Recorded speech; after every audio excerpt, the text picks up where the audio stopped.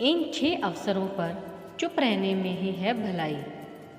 Number 1, जब कोई आदमी आपके सामने किसी दूसरे की बुराई कर रहा हो तो तब तुम्हें चुप रहकर बस सुनना चाहिए। अपनी तरफ से कोई राय व्यक्त नहीं करनी चाहिए, क्योंकि जो आज आपके सामने किसी तीसरे की बुराई कर रहा है वह कल किसी और के सामने आपकी बुराई भी कर सकता है। यदि आपको लग रहा है कि कोई व्यक्ति आपकी भावना, दुख, परेशानी को शब्दों में नहीं समझ पा रहा है या आपको सुनकर भी अनसुना कर रहा है, तो ऐसे व्यक्ति के सामने चुप रहना ही उत्तम है, क्योंकि ऐसे लोगों को आपकी भावना या दुख से कोई मतलब नहीं होता, इसलिए इनसे हमेशा बचकर रहें। नंबर 3, जब कोई आपका अपना या सगा संबंधी आप पर क्रोध कर रहा हो, आपका अपमान कर रहा हो या आपको अपशब्द कह रहा हो, तो आपको इस समय चुप रहना चाहिए ताकि सामने वाले का गुबार पूरी तरह से बाहर निकल जाए।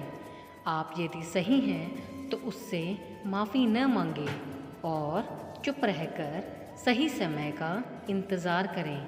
जब उसे अपनी गलती का एहसास होगा तब वह खुद ही आपसे माफ़ी मांग लेगा। यदि आपको किसी घटना या किसी विषय पर अधूरी जानकारी है तो आपका चुप रहना ही उचित है, क्योंकि अधूरा ज्ञान बड़ा ही घातक होता है। यह आपको हंसी का पात्र भी बना सकता है और आपको किसी बड़ी मुसीबत में भी डाल सकता है। नंबर 5, यदि कोई इंसान अपना दुख या परेशानी आपको बता रहा है तो इसका मतलब यह है कि वह आपको अपना समझ रहा है। ऐसे में उसे तुरंत ही समाधान बताने की बजाय चुप रहकर उसके दुख और समस्या को सुनें। उसके दुख या तकलीफ किसी को न बताएं। नंबर 6, ईश्वर हर जीव में बसता है। पवित्र वस्तुओं का कभी अपमान न करें। कोई वस्तु आपके लिए अपवित्र है तो वही वस्तु किसी दूसरे के लिए पवित्र हो सकती है, तो आपका वहाँ चुप रहना ही उचित है। हमें किसी का भी अनादर नहीं करना चाहिए, फिर चाहे वो कोई इंसान हो या फिर किसी का धर्म हो। अपमान करने से आप महान नहीं बनते।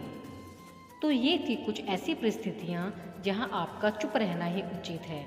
उम्मीद है ये वीडियो आपको पसंद आई होगी।